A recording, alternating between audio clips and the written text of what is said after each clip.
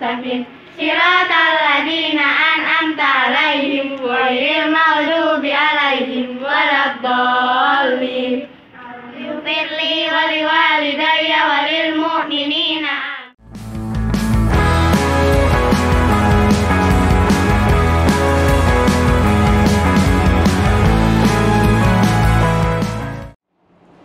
Assalamualaikum warahmatullahi wabarakatuh. Waalaikumsalam warahmatullahi wabarakatuh. Bismillahirrahmanirrahim. Alhamdulillahirabbil alamin. Wassalatu wassalamu ala asyrofil anbiya'i wal mursalin sayyidina wa maulana Muhammadin wa ala alihi wa sahbihi ajma'in. Amma ba'du, wala haula wala quwwata illa billahil aliyyil azim. Yang terhormat Ustadzah Maria selaku perwakilan dari manajemen SD Bina Anak Soleh, yang saya hormati Ustadzah Masrurah selaku calon guru penggerak, yang saya hormati seluruh ustadz-ustadzah yang hadir pada pagi hari ini di acara aksi nyata calon guru penggerak tahun 2023. Alhamdulillahirrahmanirrahim, pada pagi hari ini kita masih bisa hadir pada acara aksi nyata. Pada acara ini alhamdulillah kita masih bisa tertawa, masih bisa ceria dengan keadaan sehat walafiat. Kedua kalinya salawat serta salam tetap tercurahkan kepada Nabi kita Nabiullah Muhammad SAW, yang mana beliau telah menuntun kita dari jalan yang gelap gulita menuju jalan yang terang benderang. Ketiga kalinya saya di sini sebagai pembawa acara yang akan memandu acara pada pagi hari ini. Sebelum acara ini kita mulai, marilah kita awali dengan bacaan suratul Fatihah. Semoga acara pada pagi hari ini berjalan dengan lancar dan tanpa hambatan. Al-Fatihah.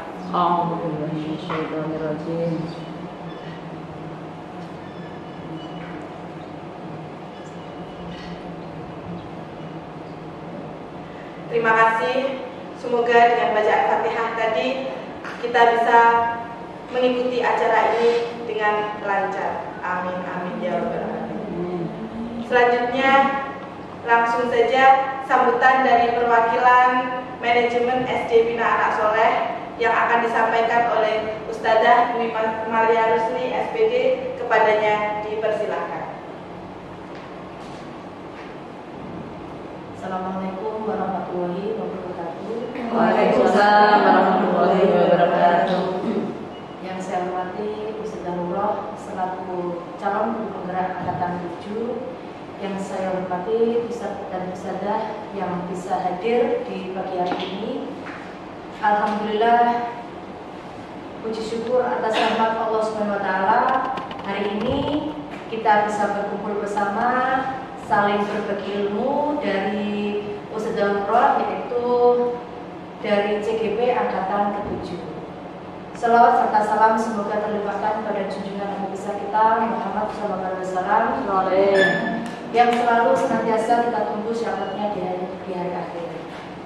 Ustadzah, alhamdulillah, ini aksi nyata yang kedua dari teman-teman calon guru penggerak. Kebetulan Ustadzah Nurullah calon guru penggerak di angkatan yang ke-7. Semoga nanti apa yang disampaikan Ustadzah Nurullah kepada panjenengan semua dapat memberikan manfaat yang luar biasa buat lembaga kita, buat diri kita, buat anak didik kita, dan juga buat wali murid kita. Karena yang namanya ilmu pengetahuan itu senantiasa bergerak dinamis. Setiap tahunnya, setiap harinya selalu ada perubahan. Alhamdulillah, ini adalah forum yang luar biasa, yang di sini nanti kita bisa saling berbagi. Panjenengan semua bisa menanyakan hal kepada Ustadzah Nurullah, begitu pula Ustadzah Nurullah juga barangkali bisa belajar dari pengalaman panjenengan semua.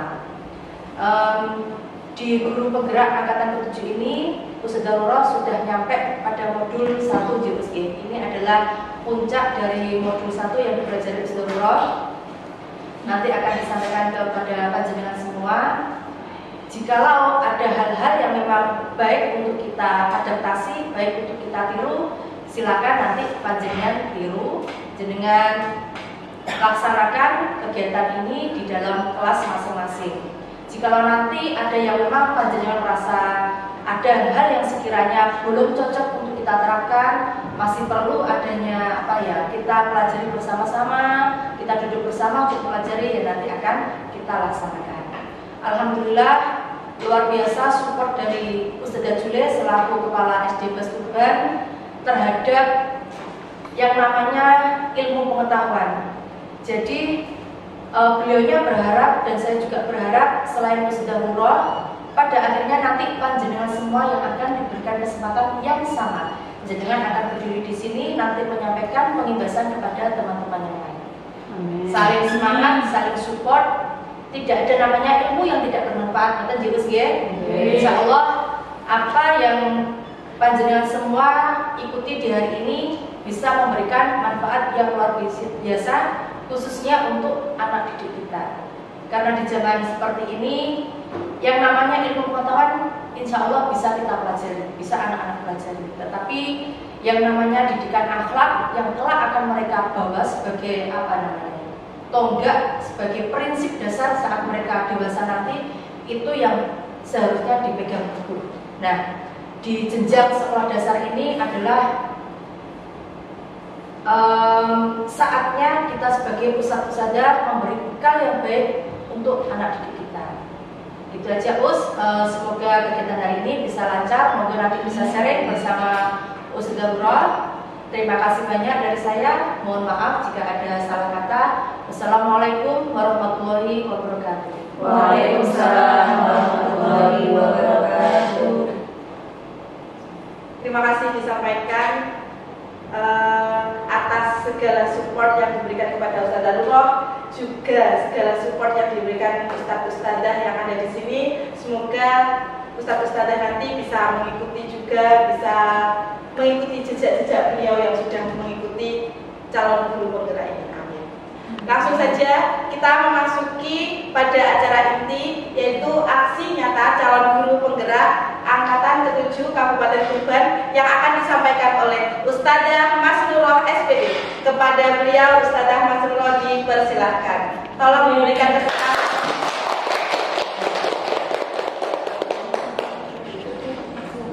Terima kasih Ustadzah Nasda atas kesempatan yang diberikan. Ustadzah, di sini kita saling berbagi, saling sharing. Saya minta semangatnya dulu. Mana semangatmu? Ini semangatku. Are you ready? Yes, siap. Bahas Muslim mandiri, berprestasi, berbudaya lingkungan. Terima kasih atas waktu yang diluangkan untuk menghadiri aksi nyata saya, yaitu budaya positif. Nah, di sini selamat datang saya ucapkan para guru hebat semuanya. Nanti mari kita bersama berkolaborasi, saling mendukung untuk mewujudkan budaya positif di sekolah. Ada beberapa komponen yang nanti yang perlu kami sampaikan. Di antaranya ada perubahan paradigma belajar, disiplin positif, terus kebutuhan dasar. Karena pada dasarnya kita itu juga memiliki kebutuhan dasar yang berkualitas. Selanjutnya ada motivasi perilaku manusia. Nanti kita juga akan belajar motivasi-motivasi mana yang meningkatkan kedisiplinan siswa dan warga sekolah. Selanjutnya posisi kontrol restitusi. Di sini posisi kontrol kita sebagai guru terhadap murid kita. Nanti kita bisa mengetahui kita terletak di posisi yang mana. Dan selanjutnya ada keyakinan kelas. Di kelas tidak terlepas kita saling berhadapan atau dengan murid.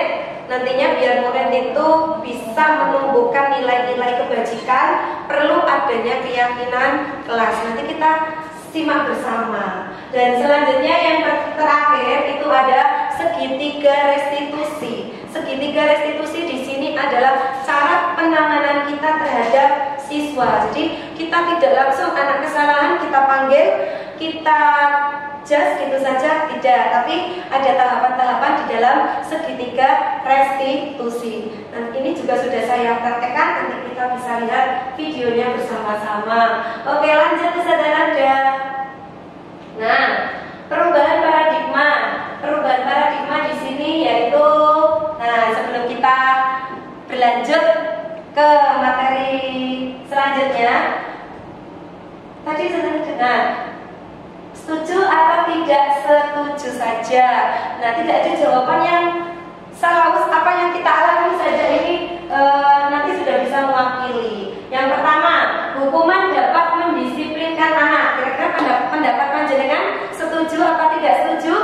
Tidak setuju. Tidak setuju? Ya, Ustazah Dian tidak setuju. Bagaimana dengan Ustazah yang lainnya? Setuju. Ya, tidak apa-apa, tidak ada yang salah. Nanti kita simak bersama-sama ya. Karena ini hanya warming up pemanasan kita. Jadi hukuman dapat mendisiplinkan anak, tidak setuju. Oke, yang kedua, pemberian hukuman dengan hal positif seperti membaca atau membersihkan halaman sekolah dapat meningkatkan disiplin anak. Setelah menurut panjenengan setuju atau tidak setuju? Setuju ya. Nanti kita bisa cek bersama-sama. Untuk yang terakhir, nah kadang kita untuk memotivasi anak, kita itu bisa bawa hadiah-hadiah untuk anak.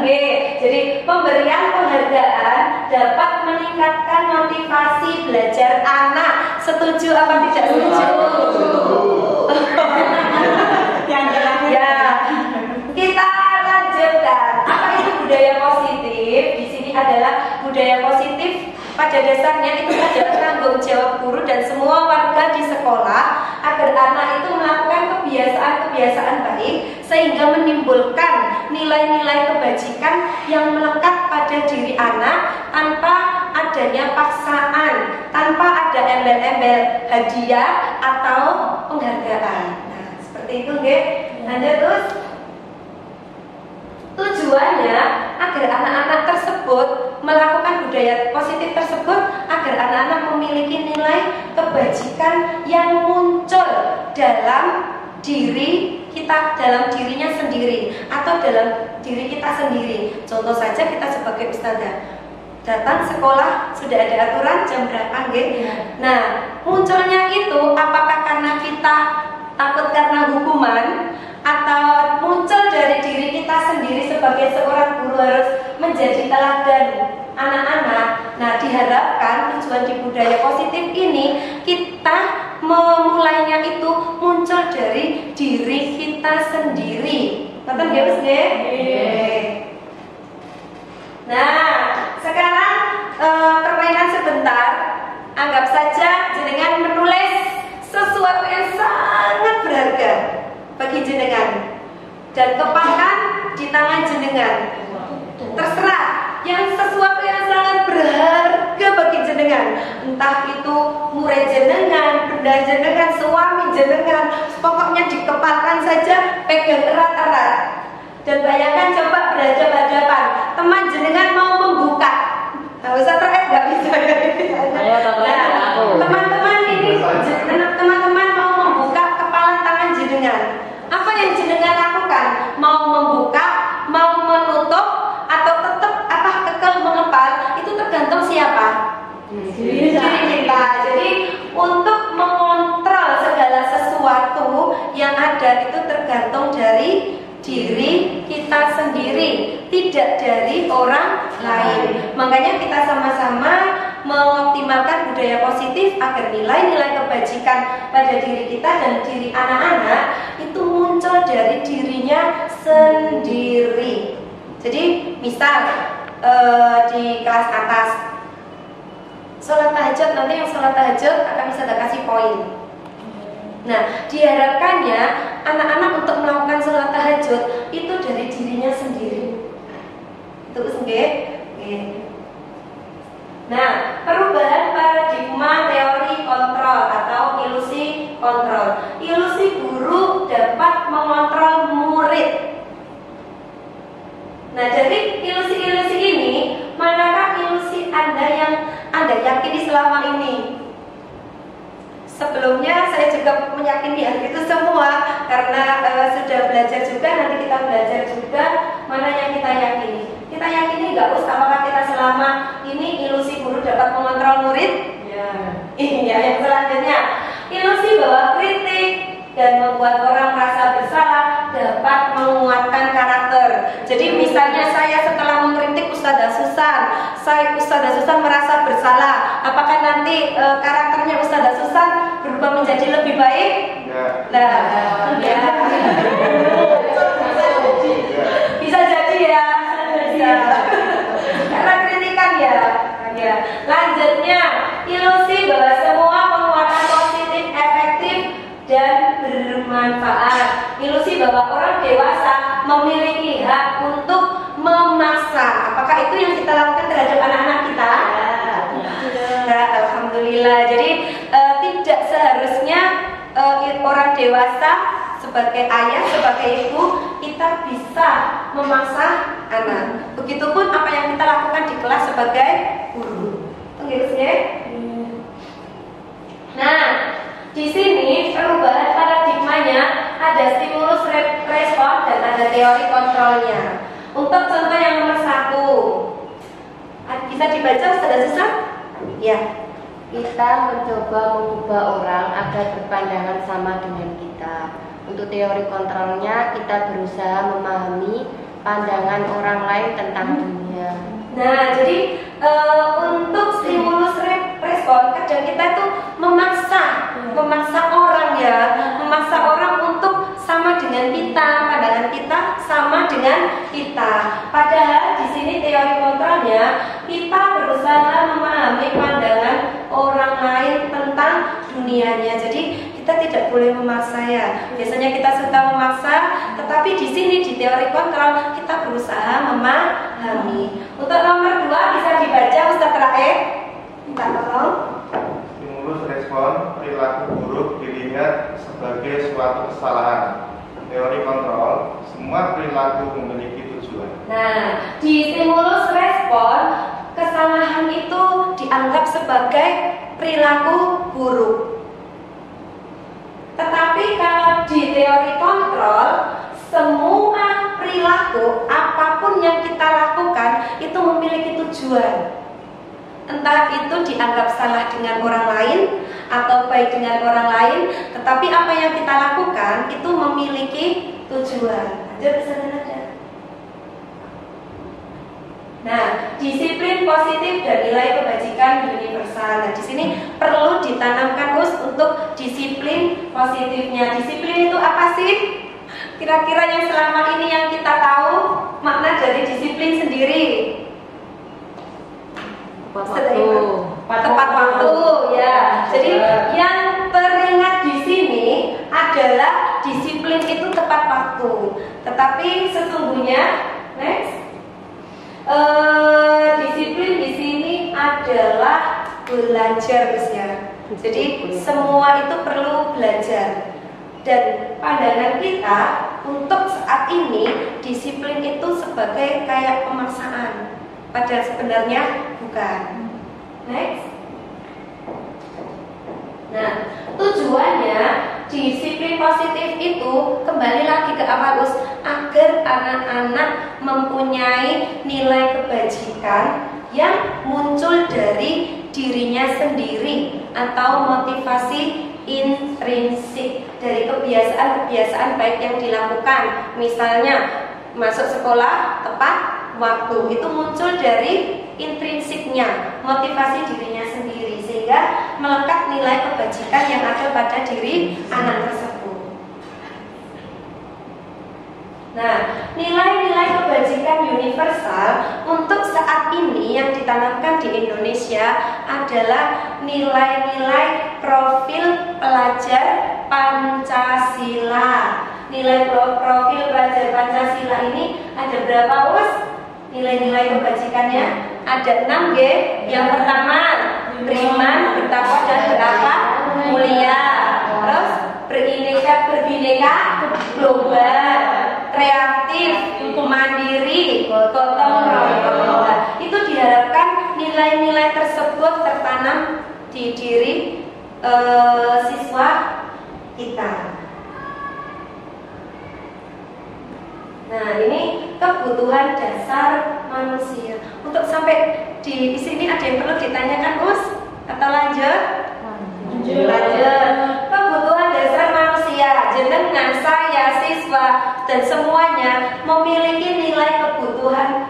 dasar, Us.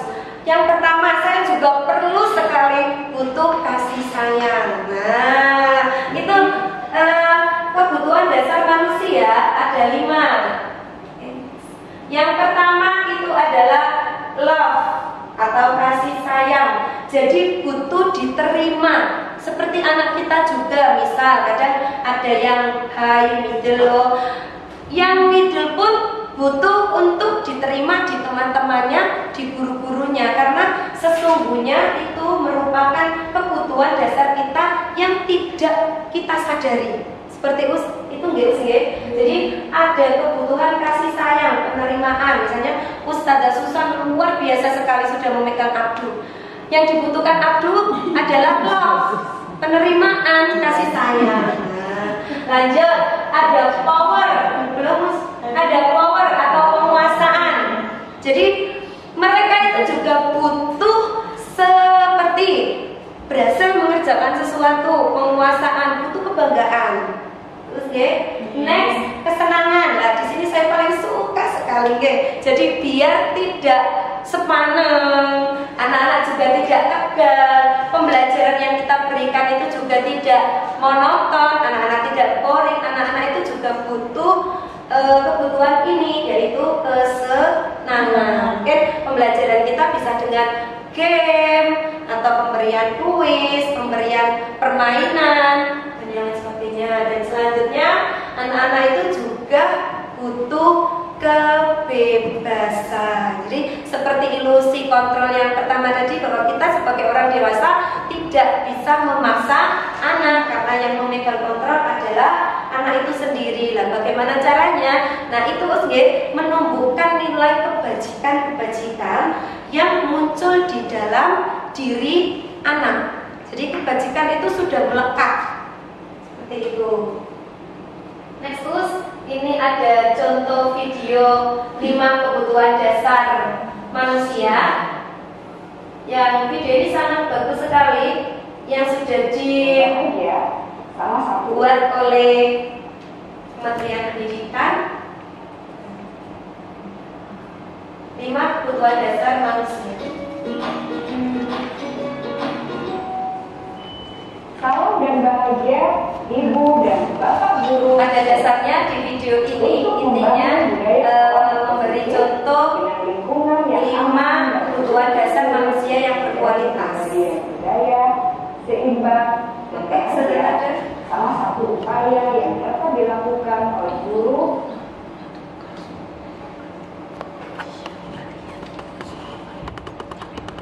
Nah, di sini motivasi perilaku manusia. Sebenarnya motivasi sendiri itu apa sih, Mas? Motivasi itu dorongan. Ya, dorongan yang membuat kita melakukan sesuatu mempunyai tujuan yang baik. Nah, motivasi perilaku manusia merupakan dorongan yang timbul pada diri seseorang secara sadar, tanpa paksaan. Menurut Diane Dawson, dalam bukunya itu dibagi menjadi 3 motivasi itu. Yang pertama, menghindari ketidaknyamanan dan hukuman. Yang tidak, ya kan kadang kita merasa kita datang tepat waktu, kita melakukan ini biar kita tidak dipanggil. Kan? Menurut kita juga bisa seperti itu, biar nanti aku tidak dihukum. Nah, motivasi yang pertama yang dia lakukan itu berdasarkan untuk menghindari ketidaknyamanan dan hukuman. Dan selanjutnya motivasi yang dia lakukan adalah untuk mendapatkan imbalan atau penghargaan. Jadi semisal kita melakukan sesuatu biar kita itu mendapatkan penghargaan atau imbalan. Dan yang ketiga yaitu menghargai nilai kebajikan diri sendiri. Jadi yang perlu kita tanamkan saat ini adalah nilai yang ketiga, disiplin karena sadar kebajikan dirinya sendiri. Nah, ini yang disebut motivasi intrinsik. Jadi diharapkan murid-murid melakukan sesuatu itu tidak maksudnya gini, melakukan itu takut karena nanti dapat hukuman. Aku mau menghafalkan, mengaji, setor ini, kalau enggak nanti aku dimarahin ya. Nah, itu kan dia berarti motivasi menghafalkannya kan takut hukuman. Yang kedua, mendapat imbalan atau penghargaan. Nanti aku mau setor 1 lembar karena mau dibelikan. Nah, itu motivasi yang muncul. Tetapi diharapkan di sini motivasi yang ketiga ini adalah dia mau menghafalkan Al-Quran, mau belajar, itu muncul dari diri siswa sendiri. Nah, itu kadang memang yang agak susah sebenarnya untuk memunculkan nilai tersebut. Makanya perlu kebiasaan-kebiasaan yang kita tanamkan. Oke, nah di sini konsep disiplin itu ada identitas gagal dan nanti ada identitas sukses atau identitas berhasil. Identitas gagal, kita itu memberikan hukuman kepada anak dan ternyata memberikan penghargaan itu termasuk kita memberikan identitas gagal kepada anak. Karena penghargaan itu baiknya dalam jangka pendek.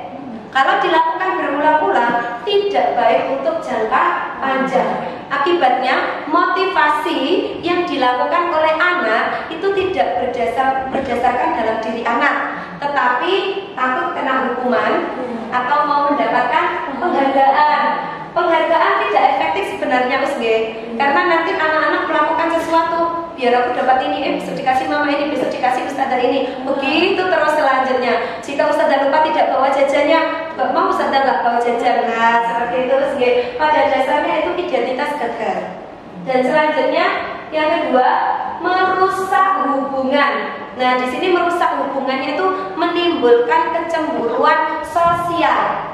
Saudara Susan bisa menjawab pertanyaan, saya kasih hadiah, menimbulkan kecemburuan bagi yang lainnya. Dan selanjutnya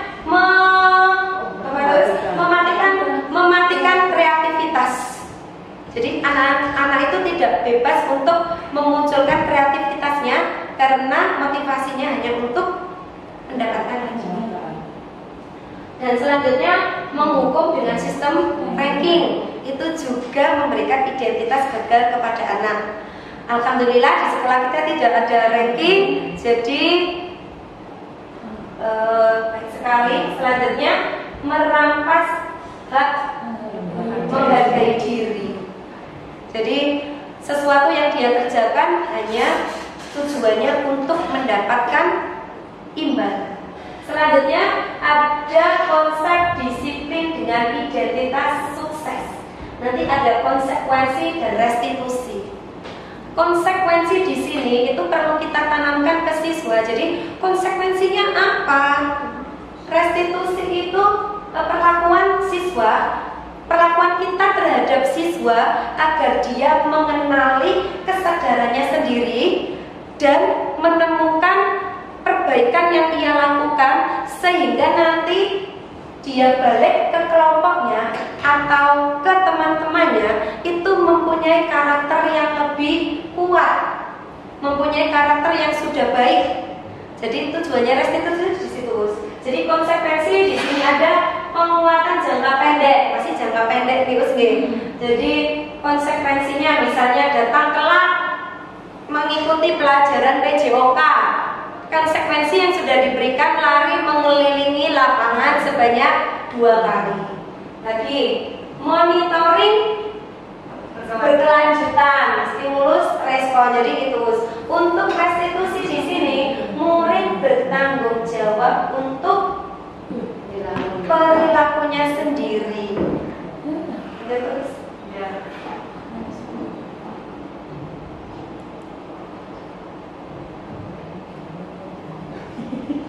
Nah, tadi sudah saya jelaskan apa itu restitusi. Jadi pengalaman saya di sini setelah mendapatkan ini anak-anak di kelas yang punya masalah itu saya lakukan restitusi dan sampai ada yang bilang aku mau melakukan kesalahan karena aku penasaran restitusi. Jadi penasaran restitusi itu bagaimana?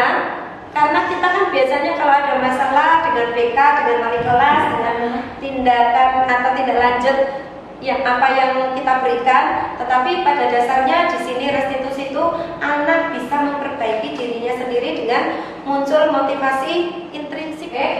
Di sini ada pendekatan restitusi, proses menciptakan kondisi pada murid untuk memperbaiki kesalahan mereka sehingga mereka bisa kembali kepada kelompoknya dengan karakter yang lebih kuat. Jadi untuk ciri-ciri restitusi, bukan menebus kesalahan, namun belajar dari kesalahan. Jadi anak-anak itu tidak menebus kesalahannya dengan dihukum, tapi anak-anak itu bisa menyadari kesalahannya, memperbaiki hubungan, ya. Nah, jadi di sini itu untuk ciri-ciri restitusi pada dasarnya anak-anak bisa memperbaiki kesalahannya sendiri didasari motivasi intrinsik. Nah, ini perbedaannya, Us. Ada hukuman, ada konsekuensi, dan ada restitusi. Yang pertama bisa dibaca untuk hukuman, Ustazah Fitri. Guru menghukum siswa dengan bendera selama 10 menit. Nah, ini berarti sudah sepakat termasuk hukuman gitu, Guru menghukum siswa bendera selama 10 menit. Nah, coba untuk yang konsekuensi, Ustazah Ima bisa dibaca, Us. Guru memberi konsekuensi mengerjakan PR atau dikerjakan sebanyak-banyaknya. Nah, di sini konsekuensinya guru memberikan konsekuensi mengerjakan PR di kelas. Mungkin ini tidak mengerjakan PR-nya. Dan di restitusi bisa dibaca Ustazah Mar'atus, minta tolong. Guru menanyakan keyakinan kelas atau diri dan membantu siswa menyelesaikan masalahnya. Nah, di sini restitusi itu kita menanyakan keyakinan-keyakinan yang kita sudah sepakati di kelas. Jadi intinya hanya menanyakan dan siswa bisa memperbaiki dirinya sendiri. Nah, coba kita analisa apakah di tabel tersebut merupakan hukuman atau konsekuensi. Ustazah Dian minta tolong nomor 1 dibacakan. Mencatat 100 kali di dalam buku kalimat, saya tidak akan terlambat lagi karena terlambat ke sekolah. Iya. Apakah termasuk konsekuensi atau hukuman, Us? Hukuman. Yang kedua, Ustazah Tia. Lari mengelilingi lapangan basket 2 kali karena terlambat di sekolah. Ya, lari mengelilingi basket 2 kali. Apakah ini termasuk hukuman atau konsekuensi? Hukuman. Next, nomor selanjutnya Ustazah Ayu.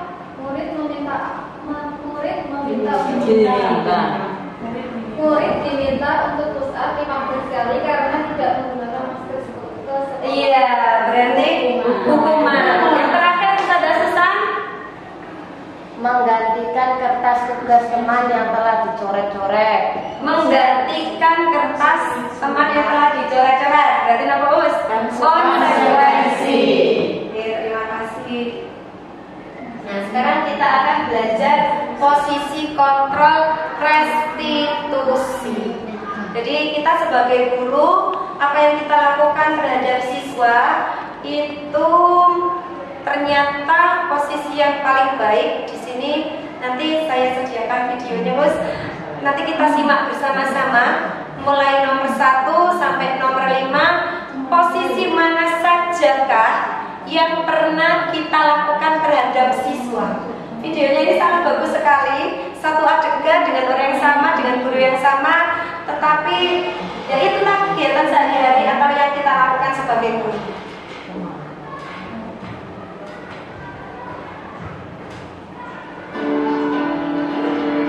Bisa disimak, Us, atau mungkin mau minum boleh biar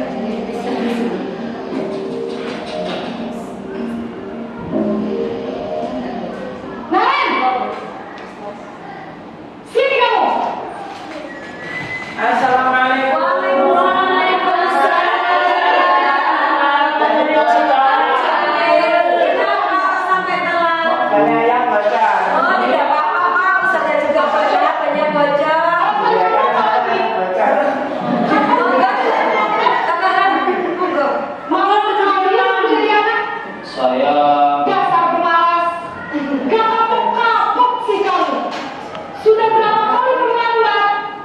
Berapa kali terlambat, Pak? Kamu keliling lapangan basket 2 kali.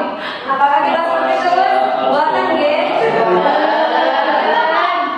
Kamu malah ibu. Ini bilang apa Sandra? Sudah terlambat, masih berani jawabnya. Posisi kita sebagai guru setelah Sekarang keliling lapangan basket 5 kali sekalian. Biar kapok. Cepat. Pergi sana ke lapangan basket. jadi tadi itu posisi guru sebagai penghubung. Dan yang kedua ini posisi kita sebagai pembuat usaha. Dan kayaknya dulu sebelumnya saya juga seperti ini. Nanti apakah jenengan seperti ini apa tidak ini? Selamat pagi Bu. Naren. Kamu kenapa terlambat lagi, nak? Ya Tuhan, Naren. Kamu senang ya bikin ibu susah ya? Kalau kamu terlambat lagi, nanti ibu yang ditegur bapak kepala sekolah, nak. Disangka ibu tidak bisa membina kamu. Duh, gimana ini? Saya betul. Gusti Naren. Kamu suka ya kalau ibu ditegur bapak kepala sekolah? Terus, sekarang ibu harus tulis apa ini di buku absen? Ini kamu sudah sering Apakah kita pernah melakukannya? Saya pernah. Tiap hari kadang. Maaf sekali. Ya sudah, lain kali jangan bikin ibu susah lagi ya nak ya. Ibu tidak akan kuat lagi kalau kamu gini terus. Bisa jantungan kalau ibu ditegur bapak kepala sekolah. Kamu bisa darah tinggi nanti Ustazah. Maaf sekali. Bisa dipecat aku. Posisi pembuat rasa bersalah berbicara dengan nada tenang. Gak apa-apa Mas. Gak usah disakit.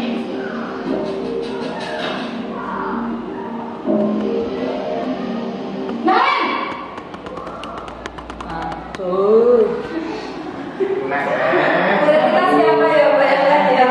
Sudah jam berapa ini nak? Terlambat lagi ya sayang. Iya Bu. Habis ibu saya lupa meloncat saya Bu. Kamu malah menyalahkan ibu kamu. Ya sudah anak kita terlambat karena saya masih sarapan. Iya Bu. Saya memang malas bangun tadi. Jadi biarpun saya lari kencang, tetap gak kesenja Bu. Ya sudah sana, nanti lain kali larinya lebih kenceng lagi ya. Biar gak terlambat lagi. Bikin seneng ibu, demi ibu. Bisa kan? Bisa Bu. Ya sudah sana masuk kelas. Ibu beresin urusan absen kamu. Kamu ini ada-ada saja.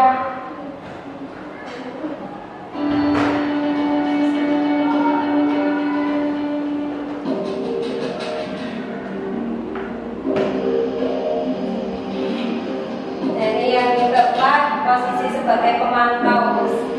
Ini juga sering dilakukan sebagai posisi pemantau. Selamat pagi Bu. Naren, apa peraturan sekolah kita tentang jam berapa kita harus masuk sekolah, nak? Kita harus di sekolah jam 7 Bu. Iya betul, sekarang sudah jam 7.20. Naren sudah tahu konsekuensinya jika terlambat hadir. Paham Bu. Saya harus tinggal kelas pas jam istirahat selama 20 menit. Iya benar, konsekuensinya demikian. Jadi nanti jam 9.30 pas istirahat, kamu harus tinggal di kelas, kerjakan tugas tambahan untuk ketertinggalan kamu, ya? Baik Bu.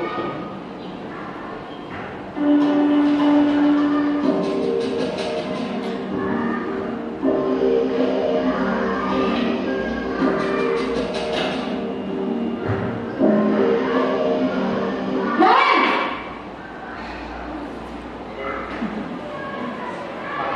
Selamat pagi Bu. Tiap hari Selamat pagi, Naren. Tiap hari selamat. Maaf Bu, saya terlambat. Iya, sekolah jam 7, sekarang sudah jam 7.20. Jadi sekarang bagaimana ini, Naren? Maaf Bu, saya lupa setel alarm saya semalam. Baiklah, menurut kamu, keyakinan sekolah yang mana yang selalu kamu tingkatkan?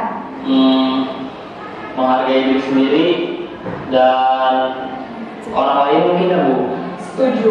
Jadi, apakah Naren meyakini prinsip saling menghormati tersebut? Iya Bu, saya meyakininya. Apakah Naren bersedia memperbaiki masalah keterlambatan ini? Bersedia Bu. Bagaimana kamu akan memperbaiki masalah keterlambatan ini?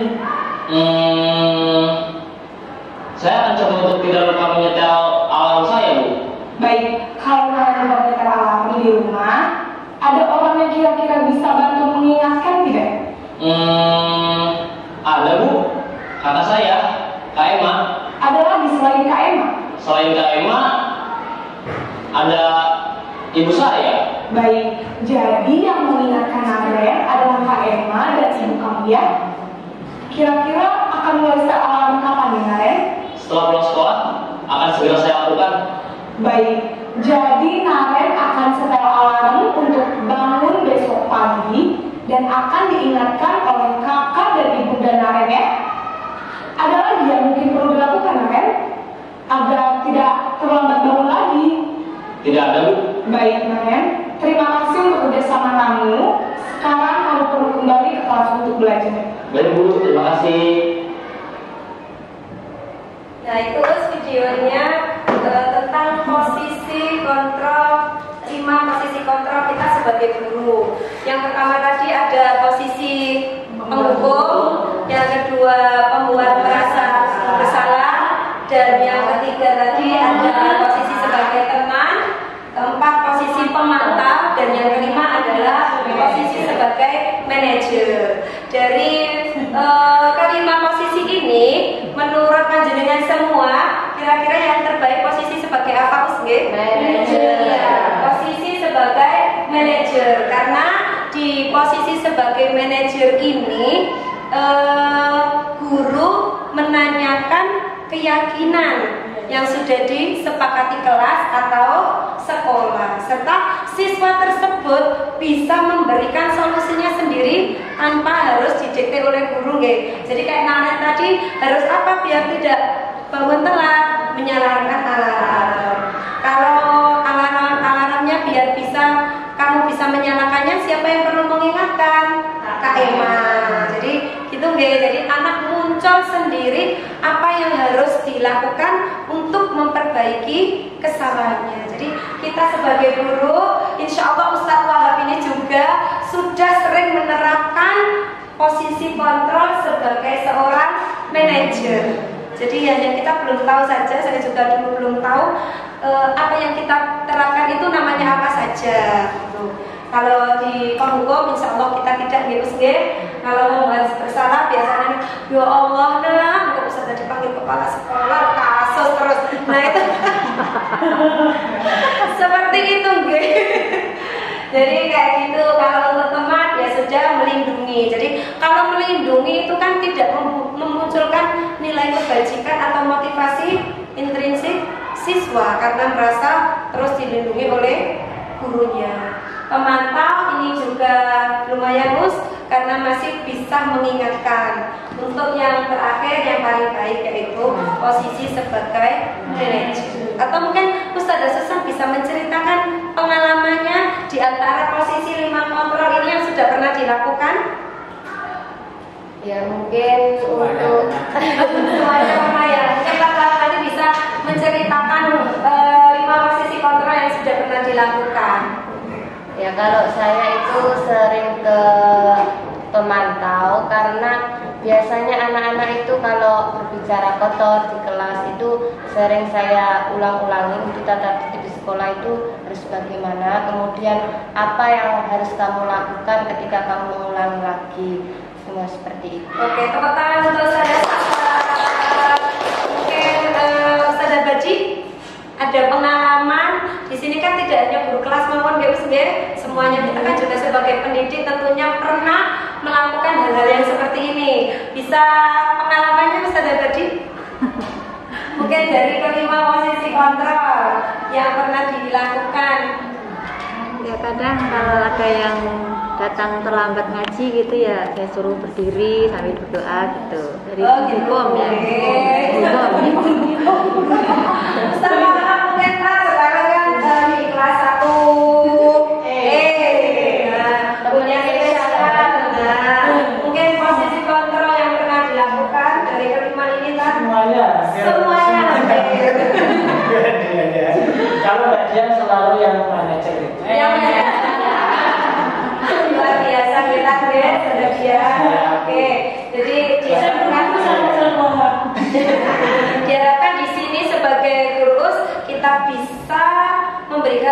terbaik, pelayanan terbaik untuk murid-murid kita di saat murid kita itu melakukan kesalahan. Jadi posisi manajer lah yang perlu kita terapkan ke anak-anak. Jadi anak-anak itu bisa menyadari kesalahannya sendiri serta memunculkan alternatifnya sendiri. Tapi tentunya ini juga tidak mudah bagi siswa yang jenjang bawah gitu karena untuk mengungkapkan sesuatunya itu agak susah. Jadi boleh kita bantulah seperti itu.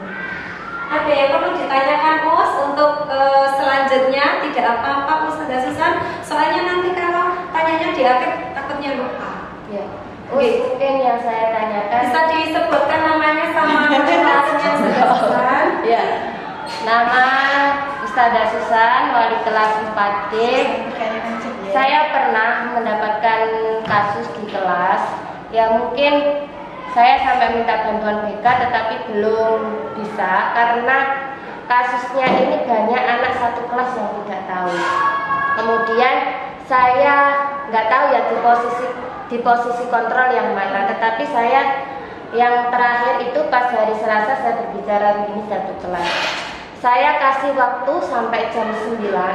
Jika tidak ada yang mengaku yang membuat kesalahan, yaitu anak-anak itu bermain, kemudian ada temannya berdiri, kemudian kursinya jatuh digeret, dan itu pun satu kelas. Kemudian jam 9 kurang itu ada satu anak yang mengaku, saya mau ngobrol di luar seperti itu, ya nggak apa-apa. Saya yang mendorong, yang geser. Saya itu nggak sengaja, tak kira dia tidak duduk seperti itu. Kemudian setelah itu ya sudah, kalau kamu sudah jujur, kamu minta maaf kepada dia. Setelah itu Ustazah tutup. Apakah kelakuan saya seperti itu di posisi pemantau, teman atau manajer? Saya juga bingung atau hukuman karena setelah ada yang cerita saya tutup. Kemudian ada anak yang secara jelas bilang gini, kapan kita mau kepala sekolah, kan kita salah semua. Kemudian sudah ada yang mengaku siapa kita semuanya, tapi sudah ada yang mengaku, kita tutup bersama-sama, jangan diulangi seperti itu.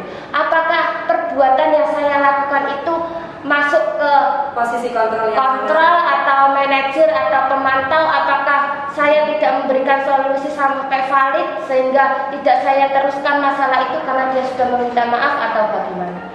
Ya, terima kasih. Terima kasih, tepuk tangan untuk saya. Ceritanya luar biasa sekali, nggih, dan ini memang hal yang fatal biasanya usia karena sampai menarik kursi teman. Jadi apa yang sudah dilakukan Ustazah Susan menurut panjenengan semua bagaimana Us? Apakah posisinya itu karena kan tidak ada yang mengaku satu kelas dalam 2 hari?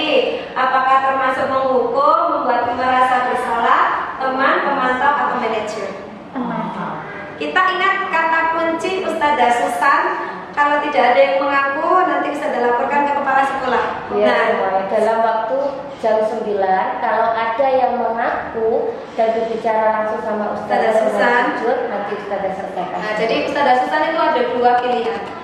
Kira-kira untuk pilihan yang pertama, kalau tidak mengaku dilaporkan ke kepala sekolah, apakah sebagai penghukum, sebagai pembuat merasa bersalah, atau bagaimana Bos? Sebagai penghukum, sebagai pemantau.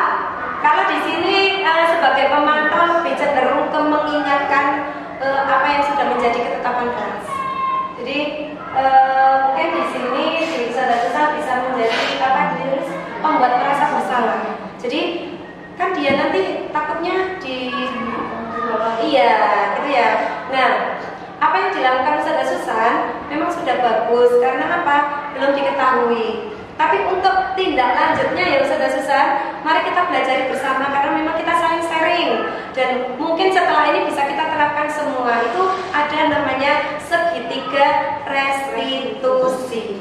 Jadi di sini gunanya segitiga restitusi itu untuk mengatasi permasalahan-permasalahan yang ada di kelas setelah Ustazah Susan sudah menemukan ya Ustazah Susan ya, sudah menemukan siapa sih yang kesalahan. Nah, ini kita perlu melakukan segitiga restitusi. Pertanyaannya bagus sekali, pengalaman yang luar biasa sekali untuk Ustazah Susan. Kita lanjutkan, Mas. Jadi nanti di sini, nah sebelum ini ya, sebelum ke restitusi. Oke, monggo. Oke. Nah, di sini ada sebelum ke segitiga restitusi, karena segitiga restitusi nanti itu ada kaitannya dengan keyakinan kelas. Jadi tidak hanya di kelas, bisa jenengan terapkan di mengaji. Jadi sebelum mengaji bisa membuat keyakinan kelas dan bisa dipakai untuk di kelas tersebut. Seperti apakah itu keyakinan kelas? Coba kita lihat dulu. Nah, di sini manakah yang merupakan keyakinan kelas dari dua kesepakatan kelas ini, Gus? Dari yang sebelah kiri apa kanan? Kiri, sana kanan. Ya, dari yang hijau ke yang putih, gitu aja untuk keyakinan kelas kita. Dari yang tadi kan mengandung keyakinan kelas ini tuh mengandung nilai-nilai kebajikan. Jadi yang termasuk keyakinan kelas di sini adalah yang putih ya. Iya. Karena di sini ada saling menyayangi. Nilai kebajikannya disaling menyayangi. Yang selanjutnya ada apa itu? Semangat belajar, dan yang terakhir itu adalah peduli. Jadi mengandung, mengapa kita kok tidak peraturan kelas, mengapa kok kita tidak tata tertib kelas, tetapi harus keyakinan kelas, karena keyakinan kelas itu mengandung nilai-nilai kebajikan. Lanjut, Gus. Nah, keyakinan kelas itu dibuat dengan nilai yang universal. Jadi nilainya bisa dipahami oleh semua anak untuk mendukung motivasi intrinsik. Jadi apa yang dia lakukan itu, kesalahan yang dia lakukan untuk memperbaikannya muncul motivasi intrinsik karena sudah ada keyakinan di kelas. Selanjutnya, Gus. Nah, ini adalah bagaimana pembentukan keyakinan kelas lebih abstrak dari peraturan. Jadi anak itu yang diingat-ingat bukan konsekuensi atau hukumannya, tetapi keyakinannya. Misal saling menghargai. Saling menghargai itu kan banyak usia, sesama teman, sesama guru, sesama warga sekolah. Sedikit saja biar mudah diingat. Jadi tidak perlu banyak. Kadang-kadang kita membuat peraturan kelas dengan banyak sekali, jadi anak-anak takutnya lupa. Yang selanjutnya berupa pernyataan universal atau yang umum yang bisa mengcover nilai kebajikan. Selanjutnya sesuai kondisi kelas. Jadi kita membuat keyakinan kelas itu disesuaikan dengan kondisi kelas saja, karena pada dasarnya kebutuhan kelas itu kadang berbeda-beda, apalagi kebutuhan siswa. Selanjutnya dibuat dalam bentuk positif. Dibentuk dalam bentuk positif ini adalah pernyataan yang dibuat, kita tidak menggunakan kata atau menghindari kata tidak. Jadi tidak boleh menggunakan kata tidak. Dipilih kata yang positif-positif. Biasanya tidak pilih-pilih teman. Nah, biasanya kan kita begitu nggih, bisa langsung kayak saling menghargai teman. Tidak datang terlambat, kita bisa ganti dengan datang tepat waktu. Tidak berlari di kelas dan di koridor, bisa digunakan pelan-pelan saat berjalan di koridor atau di kelas. Jadi kita tidak menggunakan kata negatif. Selanjutnya, semua warga sekolah atau kelas dilibatkan saat membuat. Jadi pembuatan keyakinan kelas itu tidak hanya dari beberapa siswa, tetapi kita melibatkan semua siswa. Jadi kesepakatan itu tidak guru yang membuat, keyakinan itu tidak guru yang membuat, tetapi siswa yang membuat bersama-sama dengan guru dan semua warga yang ada di kelas. Nah, ini adalah proses pembuatan keyakinan kelas yang sudah saya terangkan. Bisa disepakati? Nggak apa-apa, itu aja tadi. Bisa nggak apa-apa. Jadi yang pertama itu kita berdiskusi dengan warga kelas kesepakatan apa yang mau dibuat. Selanjutnya siswa menulis lalu ditempel. Nah setelah ditempel kita kaji ulang dan termasuk nilai kebajikan yang mana yang sudah dibuat. Misal siswa tadi sudah menuliskan disiplin mengembalikan buku perpus tepat waktu, ada yang di sini ditulis masuk kelas tepat waktu, berarti nilai keyakinan yang muncul adalah kedisiplinan.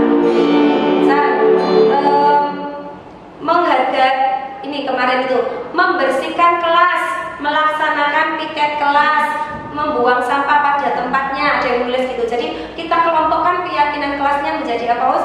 Menjaga kebersihan kelas.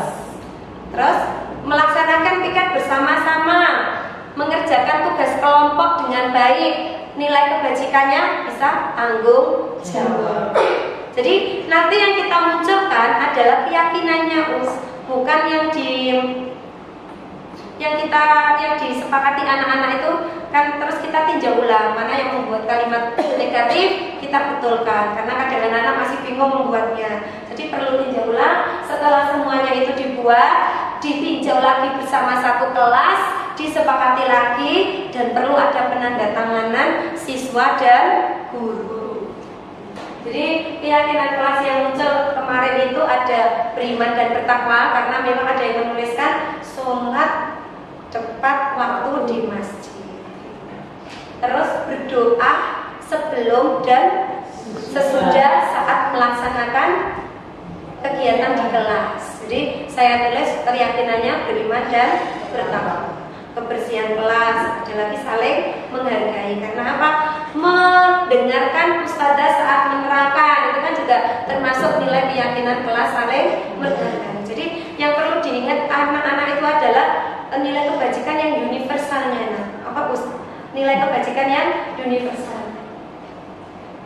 Nah, di sini ada susah yang perlu kita lakukan setelah kita mengetahui atau setelah kita mendapatkan permasalahan yang ada di kelas tentang anak-anak kita, yang kita lakukan adalah segitiga restitusi. Kenapa segitiga restitusi? Restitusi tadi kan siswa memperbaiki kesalahannya sendiri dan mempunyai solusi-solusinya sendiri dengan nilai keyakinan atau kebajikan yang sudah ada dan muncul nilai tumbuh nilai-nilai intrinsik. Nah, segitiganya itu karena di dalam segitiga restitusi itu ada 3 tahapannya. Nah, ada 3 tahapan segitiga restitusi. Yang mulai pertama adalah menstabilkan identitas. Jadi misal nanti ada contoh video yang sudah saya buat. Selanjutnya validasi tindakan yang salah. Salahnya di mana? Anak ini tadi melakukan apa? Yang ketiga menanyakan keyakinan yang sudah disepakati. Terus selanjutnya bagaimana untuk memperbaikinya seperti ini. Terus dan ini adalah ada validasi tindakan yang salah. Adakah cara yang lain atau yang efektif untuk mendapatkan apa yang kamu butuhkan? Nanti pertanyaan-pertanyaan seperti ini yang perlu kita berikan kepada siswa untuk melakukan segitiga restitusi. Terus, nah ini sebelum kita menyimak video segitiga restitusi, coba kita belajar bersama-sama membaca kasus Sabrina dengan materi-materi yang sudah kita pelajari di atas. Ini adalah kasus Sabrina yang datang terlambat dengan menggunakan sepatu tidak berwarna hitam. Dan akhirnya Pak Lukman menjas atau memberikan hukuman ke Sabrina. Jadi sehingga Sabrina tersebut disuruh berdiam diri di kelas tanpa alas sepatu. Jadi kita belajar dari kasusnya Sabrina. Kita belajar bersama-sama. Nanti di sini kita kita akan tahu kebutuhan apa yang dibutuhkan Sabrina, terus yang dilakukan Pak Lukman, seperti itu. Sampun? Belum ya? Gak jelas. Dibacakan ya? Ya, dibacakan aja benar. Ya. Ada yang mau membacakan, Bos? Oke, saya bacakan. Saya juga tidak jelas.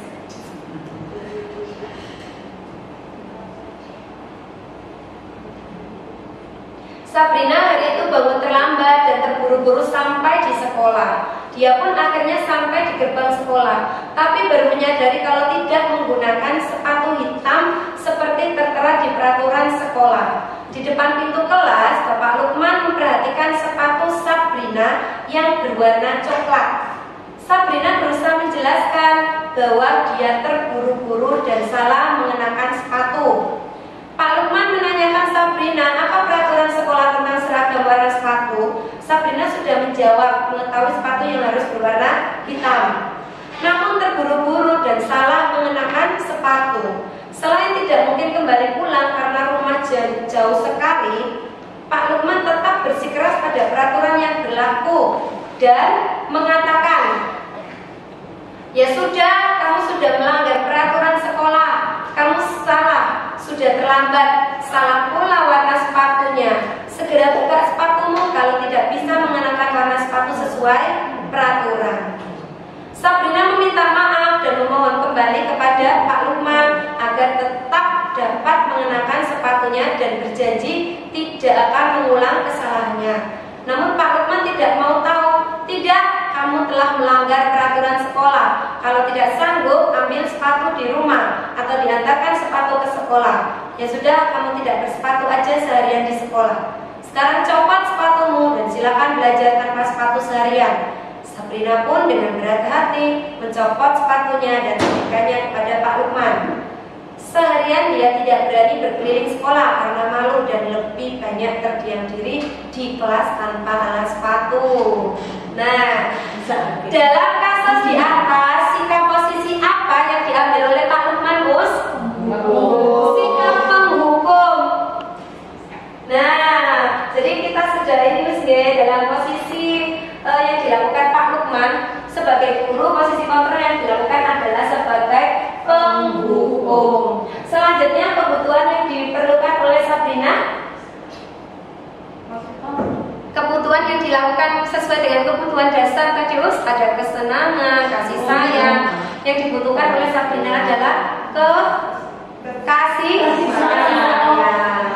Ya, nilai kebajikan atau keyakinan sekolah yang dituju. Kenapa kok sekolah itu harus siswanya bersepatu hitam? Di sini itu nilai kebajikan yang dituju adalah keseragaman. Jadi biar anak-anak itu tidak timbul rasa bersaing dalam berpakaian. Bila Bapak Lukman mengambil posisi seorang manajer, apa yang akan dikatakannya? Pertanyaan seperti apakah yang akan diajukan ke Sabrina? Bila Pak Lukman di sini sebagai posisi manajer, tidak seharusnya yang akan dilakukan sebagai penghukum tadi, Nah, ini ya, sebagai penghukum, cinta kasih sayang, nilai kebajikan, tanggung jawab. Dan yang perlu dikatakan Pak Lukman kepada Sabrina, seandainya Pak Lukman ini adalah posisinya sebagai manajer. Sabrina baru datang ya, Bapak lihat Sabrina memakai sepatu. Nah, seperti itu. Oke. Dan selanjutnya, apa rencana yang kamu lakukan untuk memperbaikinya? Jadi menanyakan perbaikan. Lanjut. Nah, di sini ada contoh penerapan segitiga yang saya lakukan bersama anak-anak selama makan bersama.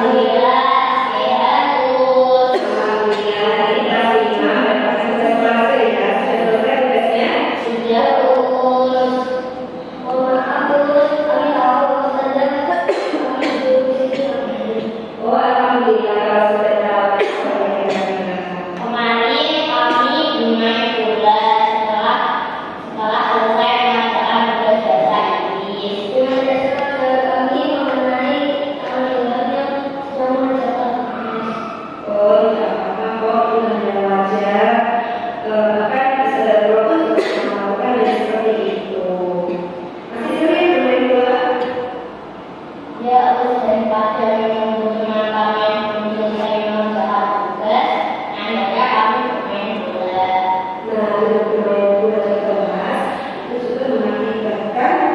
kemudian namanya Loida, kita namanya Ilham.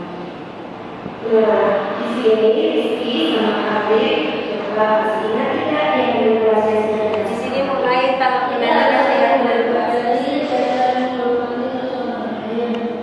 Tidak boleh bermain saat pembelajaran. Jika sudah selesai pelajaran tugas, bisa belajar. Nah, itu adalah kesepakatan yang sudah disepakati di sini. Jadi mereka bisa mengingatnya.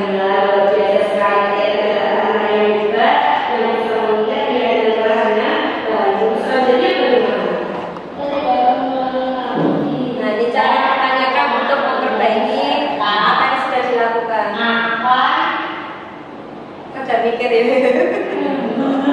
Tapi videonya murni langsung mengalir ke anak-anak. Dari satu sama lain. Iya, terima kasih ya. Bisa dimulai dari sekarang untuk kembali ini. Ya, semoga kalian selalu mengingatkan keyakinan kelas yang sudah disepakati. Terima kasih ya. Iya, selamat belajar. Kasus yang kedua yaitu dia terlambat mengikuti sholat duha karena mengobrol di kamar mandi membahas tentang bisnis D. Nah ini. Assalamualaikum Fika. Bagaimana keadaan hari ini ya? Bisa kita lakukan di mana saja Us untuk restitusi ini, tidak harus di ruang BK ya, karena kita punya BK, jadi mungkin di ruangan-ruangan yang terlihat nyaman bagi mereka. Iya, kemarin misalnya mendapatkan laporan dari tim sahabat masjid. Apa yang Mbak? Jadi laporannya dari tim remaja masjid, report kalau setelah karena membahas bisnis D. Untuk menjalin keakraban. Seru ya ini ngobrolnya. Oh iya, pasti Mbak punya alasan mengapa ngobrol di kamar mandi. Iya, apa itu alasannya bisa tahu?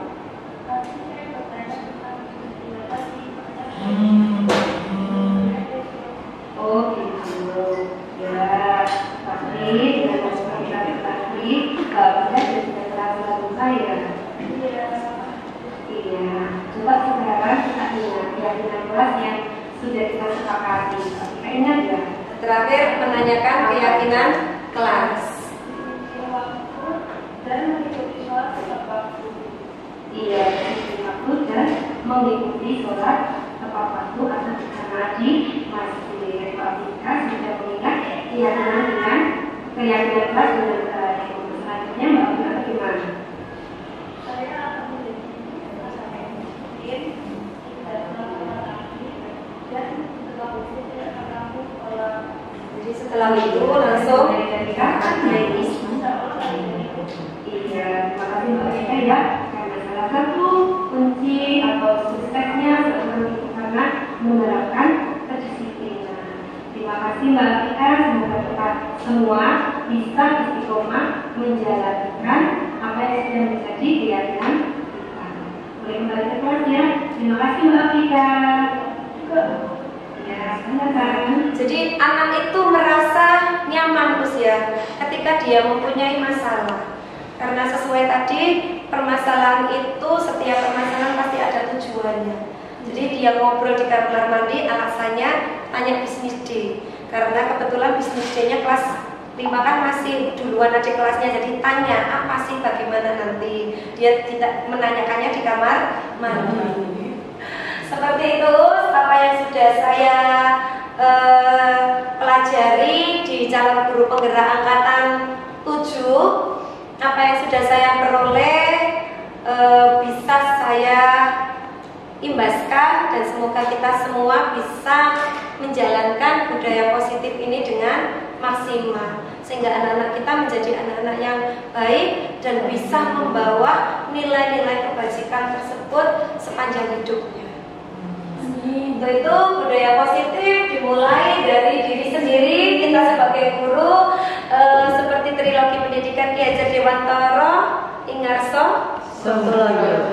Nikmatiya matur karso tuturi handayani. Di depan kita bisa memberi contoh, di tengah-tengah kita bisa memberi motivasi dan arahan, di belakang kita bisa memberikan dorongan. Selanjutnya ibaratkan orang kunci. Ya, selanjutnya lakukan sekarang dan selalu, maksudnya dilakukan mulai hari ini dan continue. Selanjutnya hadirkan rasa memiliki dengan membuat kesepakatan bersama. Ciptakan lingkungan yang mendukung, temukan akar permasalahan sebelum menentukan solusi. Jadi masalahnya apa? Seperti kayak Afika. Tadi alasan apa? Tentunya Mbak Afika punya alasan ngobrol di kamar mandi. Ternyata alasannya menanyakan bisnis. Tapi kadang kita terhadap anak gak mau tahu alasannya apa. Yang penting kamu tuh telat, kamu sudah telat, kan? Jadi anak-anak itu mempunyai tujuan kenapa dia melakukan. Seperti itu, terima kasih atas waktu yang diberikan. Semoga apa yang saya sampaikan bisa bermanfaat untuk saya, untuk panjenengan semua, untuk anak didik dan untuk sekolah. Selanjutnya, Us, mungkin ada pertanyaan ya, Ustaz Dian. Masya Allah, sekali ya hari ini. Assalamualaikum warahmatullahi wabarakatuh. Waalaikumsalam warahmatullahi wabarakatuh. Ini mungkin sharing ya usia. Iya. Mungkin tadi beda sama Ustazah Susan kan kelas 4, kan di kelas 1 gitu. Ini saya tuh mau sedikit cerita dulu ya. Cerita tentang ada murid saya, maaf suaranya agak tersengat. Ya, tidak apa-apa. Nggak usah ya, udah kenceng kok. Udah nggak usah. Ya, ditaruh meja. Meja. Jadi sungkan. Jadi gini Us, saya kan punya, ya saya ambil satu aja ya. Jadi dia itu dari semester 1 sampai sekarang di semester 2 itu dia setiap hari selalu terlambat. Terus nggak cuma terlambat aja, jadi kayak dalam pembelajaran itu dia nggak tuntas dalam mengerjakan, kayak itu menulis, membaca, menghitung itu selalu nggak tuntas. Tadi kan saya tertarik sama motivasi intrinsik. Ya mungkin kami selaku di guru kelas 1 juga udah sering saya udah selalu mengingatkan ke anak-anak harus tuntas menulis seperti ini. Mungkin bahkan posisi kontrol guru saya juga, posisi kontrol sebagai guru pun mungkin sudah saya lakukan semua ya Mas ya. Mulai dari sekretari ya. Iya, sampai manajer. Iya betul. Gitu. Cuman sampai ini tapi saya selalu mencoba mengevaluasi. Jadi setiap sudah 1 semester gitu, terus awal tahun ini saya evaluasi harus bagaimana, seperti apa biar si anak ini ada motivasi intrinsiknya itu muncul gitu Gus. Bahkan setiap hari itu nggak mau nulis, nggak mau baca, terlambat itu setiap hari gitu. Sudah saya coba komunikasikan dengan orang tua juga sudah, tapi mungkin orang tua ya karena memang kerja dan mungkin sibuk juga ya usia. Cuman yang menjadi pertanyaan saya itu bagaimana caranya itu saya seperti posisi apa yang harus saya lakukan yang terbaik agar motivasi intrinsik dalam anak itu muncul. Jadi kayak pendekatan restitusinya itu seperti apa gitu, seperti itu. Mungkin ini Mas. Ya, terima kasih ya Sadia. Memunculkan motivasi intrinsik kepada siswa, apalagi kelas 1 miskin. Jadi kita itu butuh, apalagi Ustazah Dian sudah berkolaborasi dengan orang tua, dengan guru BK, bahkan dari partner itu pun juga sudah dilakukan. Tetapi si anak masih belum ada perubahan atau belum muncul motivasi intrinsiknya. Yang perlu kita lakukan, restitusi apa yang kita lakukan? Restitusi terhadap anak. Misalnya dari segitiga restitusi tersebut kita bisa membantunya dengan memunculkan nilai-nilai keyakinannya. Kita bisa mengingatkannya karena masih jenjang bawah, dan kita sebagai guru juga harus sabar mengingatkan terus karena perkembangan setiap anak itu berbeda. Jadi kita tunggu sampai dengan memunculkan nilai intrinsik itu pada diri anak itu tanpa perlu paksaan. Jadi kita tunggu sampai kebiasaan-kebiasaan baiknya itu muncul sehingga dia itu mendapatkan keyakinannya itu muncul dari dirinya sendiri. Nah, kita sebagai guru hanya bisa memberikan contoh, memberikan teladan yang baik untuk murid-murid kita dan berkolaborasi dengan sesama guru, berkolaborasi dengan orang tua dan guru BK ya, kalau di sini kita mempunyai guru BK. Seperti itu Sadadian ya, Sadadian itu wabar sekali. Jadi kita tunggu perkembangan anak-anak kita. Ada lagi, satu lagi. Mungkin bisa ada Imam? Iya boleh, boleh, monggo. Ini ya, nggak usah suaranya keras. Boleh, sini bisa ada. Ini tadi kan Sadarullah menerangkan tentang membuat keyakinan dalam kelas gitu. Itu kalau di kelas, mungkin kalau di mengaji kan berbeda karena kelompok dan dari beberapa kelas, tidak satu kelas.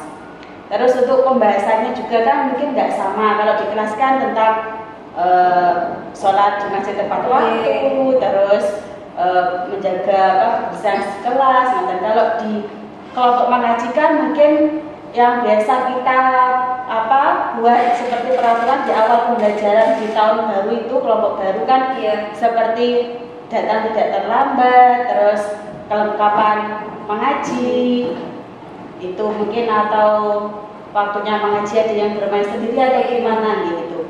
Nah itu kan biasanya kita juga melibatkan anak-anak semuanya, tidak langsung harus ini kan tidak gitu. Nah sedangkan itu kadang pendapat anak kan berbeda. Contohnya aja di hafalan, mungkin ya setoran hafalan. Kadang ada anak yang setiap hari hafalan, atau mungkin hari Kamis saja atau mungkin satu minggu berapa 2 kali atau gimana. Nah itu yang saya tanyakan, gimana kita mengatasi perbedaan pendapat tadi. Sekiranya semua anak itu bisa menerima gitu. Mungkin dia kan pendapatnya, biasanya saya kan voting ya suara terbanyak, tapi saya juga mikir berarti anak yang tidak sependapat ini mungkin keberatan atau gimana gitu. Lah itu gimana mungkin solusinya biar semuanya bisa menerima kita buat peraturan dalam kelompoknya atau seperti keyakinan kelas. Ya, terima kasih tepuk tangan untuk luar biasa ya. Jadi tidak hanya di kelas, di ngaji pun juga sudah membuat kesepakatan kelas atau peraturan kelas. Hanya di sini perlu misalnya ditimbulkan lagi nilai keyakinannya yang perlu diterapkan dalam mengaji. Nah, untuk mengatasi bagaimana perbedaan itu, pada dasarnya semua pendapat itu kan dimiliki anak sendiri. Anak bisa menuliskan kemauannya, tetapi nanti kita ada tinjauan ulang tetap, dan semua peraturan itu bisa diterima oleh siswa. Jadi tetap apa yang ditulis oleh siswa kita harus tahu, semuanya itu harus tahu. Misalnya yang dipermasalahkan setoran hafalannya Nah jadi setiap hari Kamis mungkin, nah itu kan sudah ada jadwal tersendiri dari sekolah. Mungkin dengan mau menyetor berapanya, jenengan aja kasih, misalnya ini dari saran saya minimal atau maksimal. Jadi anak-anak bisa mengcover minimalnya yang dari kelas tadi, terus minimalnya berapa yang sudah disepakati, maksimalnya sudah bisa berapa. Jadi anak kalau nggak sampai maksimal, minimal aja ya, nggak usah maksimal. Jadi anak-anak bisa menyetorkan hafalannya minimal dari kesepakatan kelasnya. Jadi untuk maksimalnya kan tergantung kognisinya siswa. Jadi kesepakatan kelasnya bisa ditinjau ulangkan. Bisa ada IMA itu juga bisa memberikan pengertian ke Ananda yang sudah ditulis. Jadi kita ambil minimalnya untuk setoran hafalnya, biar yang menyetorkan minimal itu juga tidak merasa keberatan jika harus setoran sekian ayat. Karena pada dasarnya anak itu juga mempunyai kebutuhan dasar tadi, yaitu kebebasan. Seperti itu Mas Nggih. Terima kasih Ustaz ya. Terima kasih juga Ustadz Elvan sudah support. Terima kasih untuk Ustadzah Nada. Dari saya Us, salam dan bahagia dari calon guru penggerak angkatan 7. Saya Ustadzah Mas Nurul dari SD Bina Anak Sungai Tuban. Semoga apa yang kita peroleh bermanfaat di dunia dan di akhirat. Amin amin. Dari saya sekian. Assalamualaikum warahmatullahi wabarakatuh. Waalaikumsalam warahmatullahi wabarakatuh. Sudah kita berikan tepuk tangan yang meriah untuk Ustazah. Alhamdulillah, acara pengimbasan aksi nyata dari calon guru penggerak dari salah satu Ustadzah SD Bina Anak Soleh ini yang disampaikan oleh Ustadzah Nurul berjalan dengan lancar. Alhamdulillah, ilmu yang didapat oleh Ustadzah Nurul dari calon guru penggerak bisa diimbaskan kepada kita semua. Semoga kita bisa menerapkan apa yang telah disampaikan oleh Ustadzah Nurul tadi. Terima kasih banyak untuk teman-teman semua. Terima kasih banyak untuk Ustadzah Nurul telah membagi ilmu kepada kita semua. Semoga ilmu yang diberikan manfaat dan lancar sampai aksi nyata yang selanjutnya. Amin. Terima kasih, sekian dari saya. Saya sebagai pemandu acara pada pagi hari ini, saya mohon maaf yang sebesar-besarnya jika ada salah kata atau salah pengucapan yang kurang berkenan di hati jenengan semua. Akhir kata, salam bahagia. Wallahul muwaffiq ila aqwamit thoriq. Wassalamualaikum warahmatullahi wabarakatuh. Waalaikumsalam warahmatullahi wabarakatuh.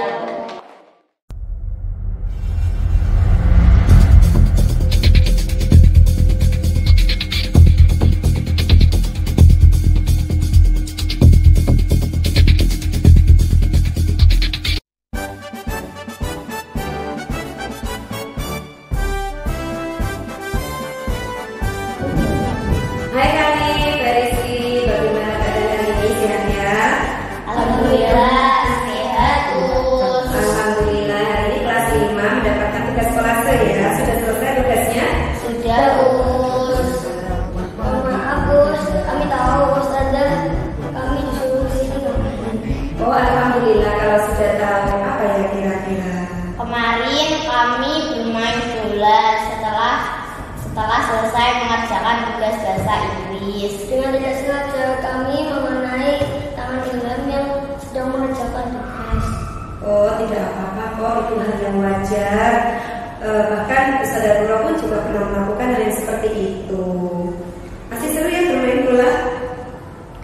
Ya Us, daripada menunggu teman kami yang belum selesai mengerjakan tugas, akhirnya kami bermain bola.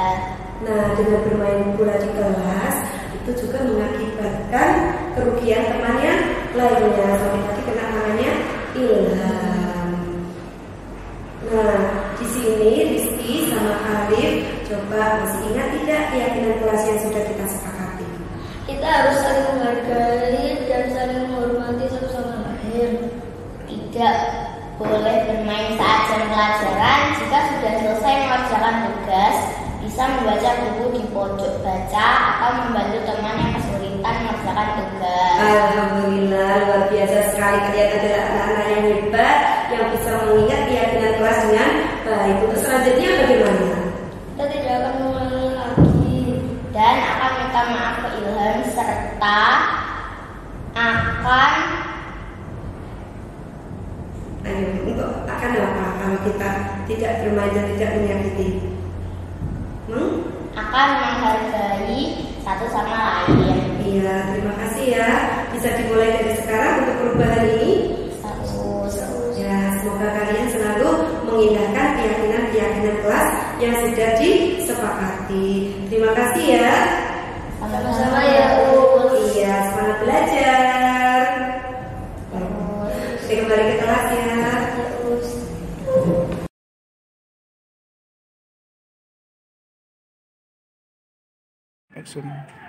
Assalamualaikum Afika. Waalaikumsalam Us. Bagaimana keadaan hari ini? Sehat ya? Alhamdulillah sehat Us. Masih semangat mengikuti pelajaran? Masih Us. Iya, Mbak Afika tahu nggak kenapa berada di sini sama Ustadzah Nurul? Tahu Us. Iya, kemarin Ustadzah mendapatkan laporan dari tim sahabat masjid. Apa ya Mbak Afika yang terjadi? Saya di kamar mandi, habis itu ngobrol sama adik kelas. Oh, tidak apa-apa mengobrol dengan adik kelas itu untuk menjalin keakraban. Pasti seru ya ini ngobrolnya. Seru, tapi ngobrolnya bukan bercandaan. Oh iya, pasti Mbak Afika punya alasan mengapa mengobrol di kamar mandi. Punya, Iya, apa itu alasannya? Boleh saya tahu? Tadi saya bertanya tentang bisnisnya tadi, soalnya saya bisnisnya besok. Oh gitu. Ya, tetapi dengan mengobrol di kamar mandi, Mbak Afika jadinya telat sholat duha ya? Iya, maaf Gus. Iya, nah coba sekarang kita ingat keyakinan kelas yang sudah kita sepakati. Mbak Afika ingat ya? Ingat Gus. Apa itu? Disiplin waktu dan mengikuti sholat tepat waktu. Iya, disiplin waktu dan mengikuti sholat tepat waktu atau berjamaah di masjid. Mbak Afika sudah mengingat keyakinan kelas dengan baik. Untuk selanjutnya Mbak Afika bagaimana? Saya akan menjadi anak yang disiplin, tidak telat sholat lagi, dan setelah wudhu saya akan langsung sholat. Oh iya, bisa dimulai dari kapan ya ini? Insya Allah hari ini Gus. Iya, terima kasih Mbak Afika ya. Karena salah satu kunci atau suksesnya seorang itu karena menerapkan kedisiplinan. Terima kasih Mbak Afika, semoga kita semua bisa istiqomah menjalankan apa yang sudah menjadi keyakinan kita. Boleh kembali ke kelas ya. Terima kasih Mbak Afika. Terima kasih juga Gus. Ya, silakan.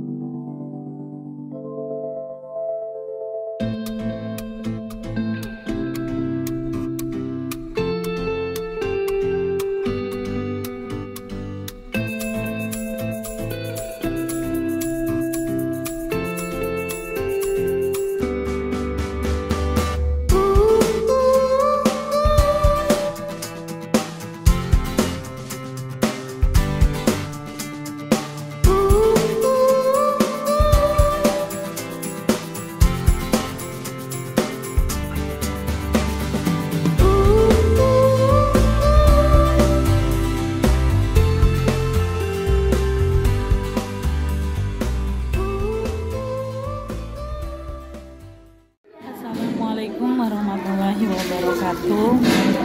Setelah pengimbasan aksi nyata dari Ustadzah Nasrullah SPD, menurut saya posisi kontrol yang terbaik menjadi seorang guru itu adalah sebagai manajer, karena berdasarkan kebutuhan dari manusia dan termasuk anak-anak, posisi kontrol guru sebagai manajer itu adalah yang bisa menanamkan nilai-nilai kebajikan dan bisa memunculkan motivasi intrinsik pada diri anak.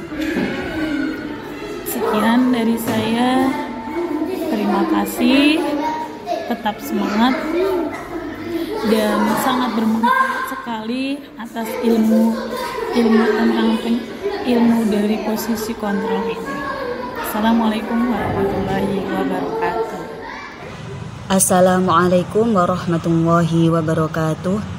Saya Ustadzah Ima dari SD Bina Anak Soleh Tuban. Alhamdulillah setelah mengikuti pengimbasan aksi nyata budaya positif dari Ustadzah Ruroh, saya mengetahui tentang prosedur pembuatan keyakinan kelas. Dengan harapan semoga keyakinan kelas ini bisa menumbuhkan nilai-nilai kebajikan kepada anak didik kami. Terima kasih. Wassalamualaikum warahmatullahi wabarakatuh. Assalamualaikum warahmatullahi wabarakatuh. Saya ucapkan banyak terima kasih kepada Ustadzah Ruroh yang telah mengajak saya untuk mengikuti kegiatan aksi nyata yang telah diselenggarakan oleh Ustadzah Ruroh. Sehingga dengan kegiatan aksi nyata yang telah dilaksanakan oleh Ustadzah Ruroh, saya mengetahui tentang segitiga restitusi. di mana kegiatan segitiga restitusi yaitu proses menciptakan kondisi murid untuk memperbaiki kesalahan mereka, sehingga mereka bisa kembali pada kelompok dengan karakter yang lebih kuat. Selain itu juga dengan kegiatan segitiga restitusi kita bisa menstabilkan identitas. Kita semua akan melakukan hal yang terbaik yang bisa kita lakukan untuk anak didik kita.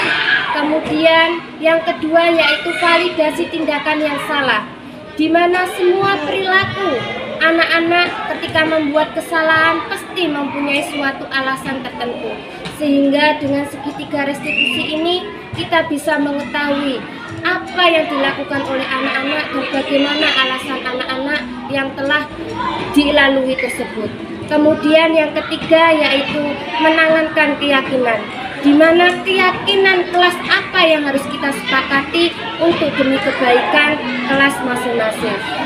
Selain itu juga saya ucapkan banyak terima kasih kepada Ustadzah Ruro sehingga saya dan teman-teman bisa memiliki pengetahuan yang baru. Saya akhiri, wassalamualaikum warahmatullahi wabarakatuh.